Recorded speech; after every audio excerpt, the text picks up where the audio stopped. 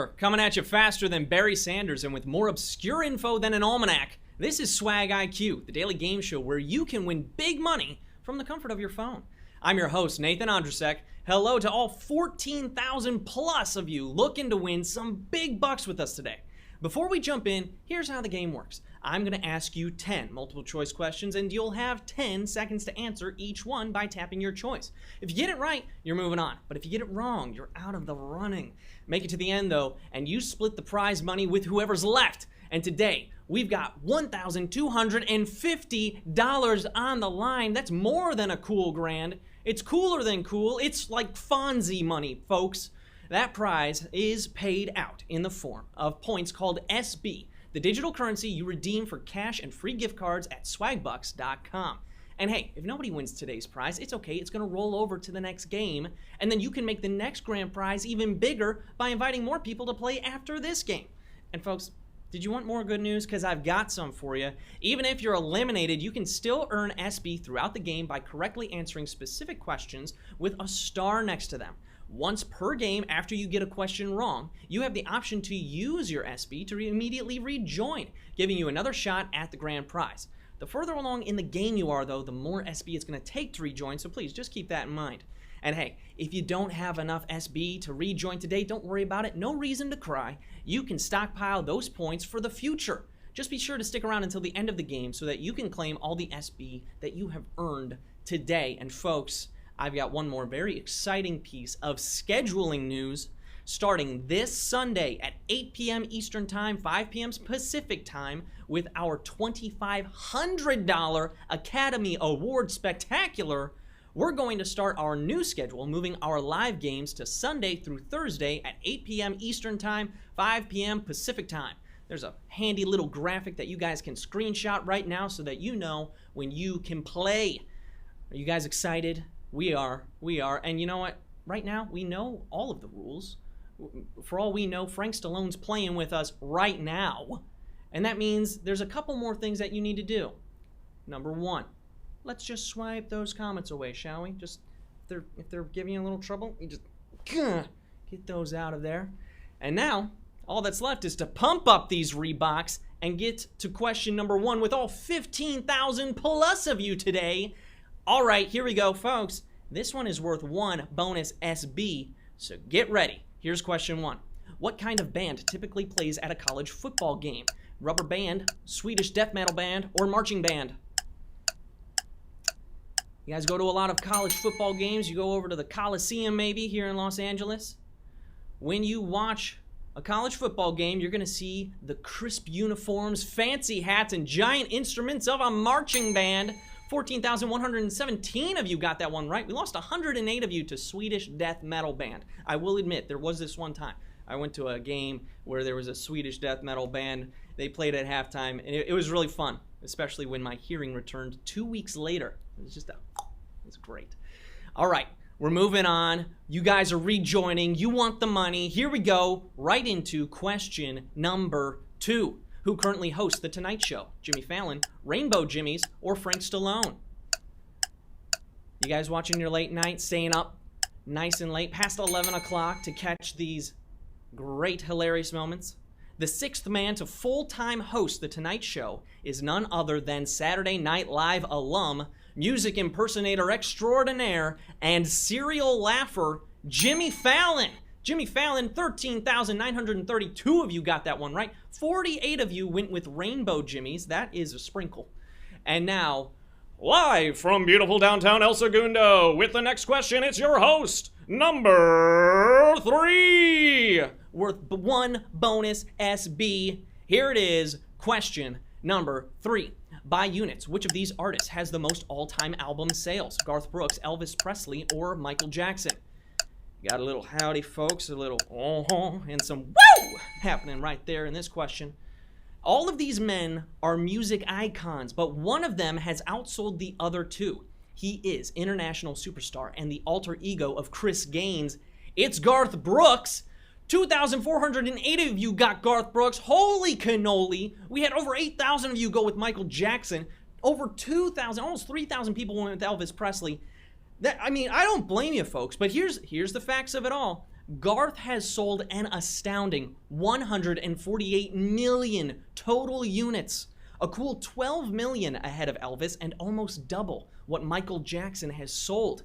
But I'm not that impressed. I sold almost as many units when I worked at Best Buy. So come on, guys. Let's work a little harder, maybe.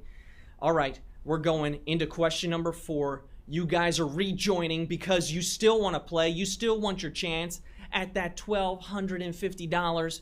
And folks, for those of you who are out, it's okay. This next question is worth 1 bonus SB. This is why you got to stick with us. Okay, here it is, question number 4. If you were sanguine, what would best describe your mood? Sad, tired, or happy? This is a word definition question. Do you know sanguine, the word? This particular word refers to how you react in a rough situation. When you're sanguine, gray skies are gonna clear up because you're putting on a happy face. 1,358 of you went with happy. Holy cow, we lost, what is that? That's 78% went with sad and tired. 40% of you might be a little sad right now because, well, you got it wrong. But hey, look, you're rejoining us. Congrats. Sanguine also means blood red, which would make a group of vampires very happy in a rough situation for you because your neck would get Dracula'd. All right, here we go. We're almost halfway done with this quiz. We've got a lot of you still in it to win it. You'll want that money. Let's go to question number 5. How many current NFL teams have not won the Super Bowl? 12, 13, or 14?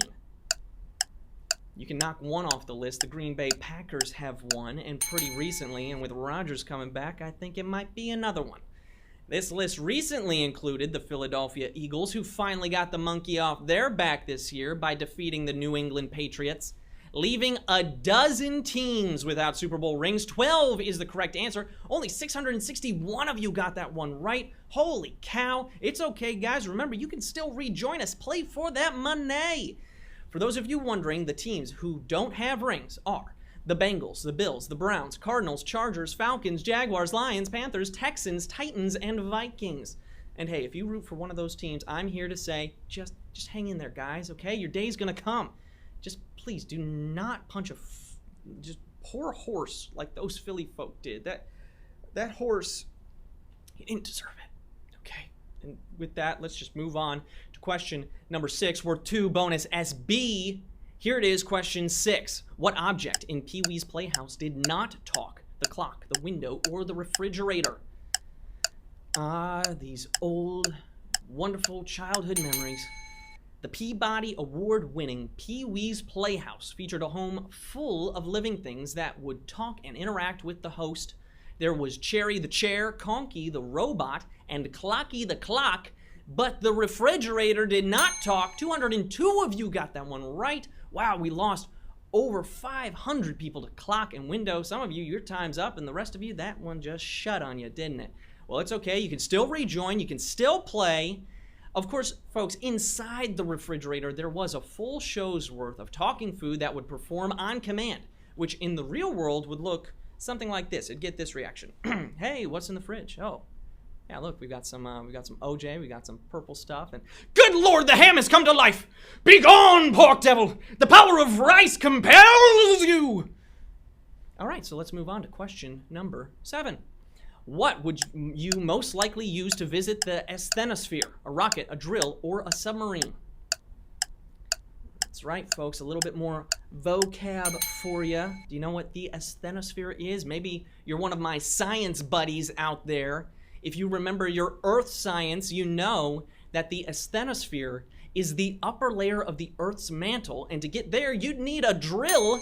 90 of you, only 90 of you got that one right. We lost another, 58% to rocket and submarine.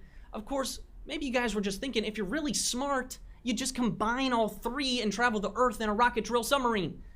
Which, now that I say it out loud, Elon Musk has probably already built that. And there's like a Tesla on top and solar power.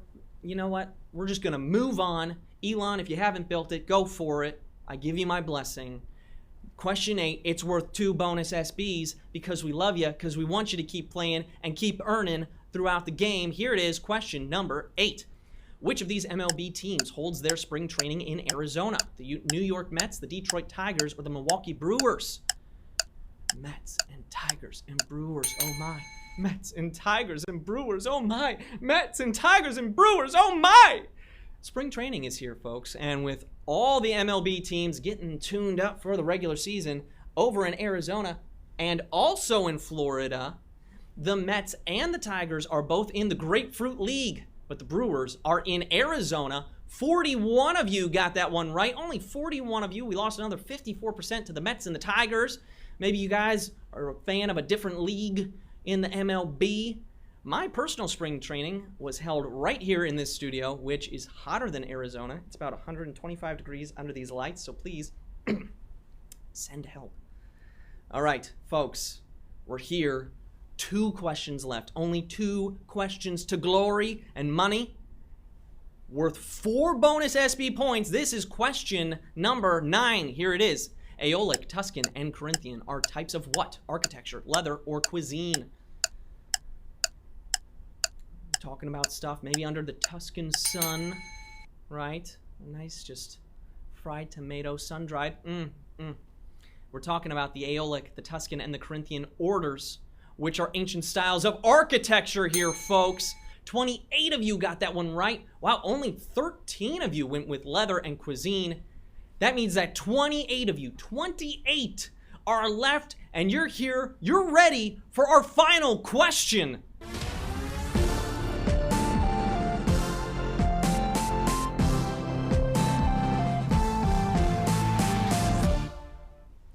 Folks, a quick request. If you win the game today, and it looks like only a few of you will, but if you do, you're going to have some big money. Why don't you just take a screenshot of your win and post it to social media with the hashtag SwagIQ and include your share link, right? You want to tell people about all that you won, which, the odds are in your favor. I think this is the smallest amount of people we've gone into question number 10 with. I'm hoping you get it. Here it is. Question number 10. Which Sesame Street character shares a first name with one of the Sex Pistols, the Count, Big Bird, or Cookie Monster? We're back to our Sesame Street trivia. Do you guys remember this street? Did you spend a lot of time there as a kid? Maybe you know it if you did. The Count's full name is Count Von Count, and he has the best Twitter feed on the planet, but we learned this guy's first name is Sid through the song, The First Time Me Eat Cookie. It's Cookie Monster who shares his name with Sex Pistols bassist Sid Vicious. 7 of you got it right. Lucky number 7. Know the answer. You're splitting the grand prize.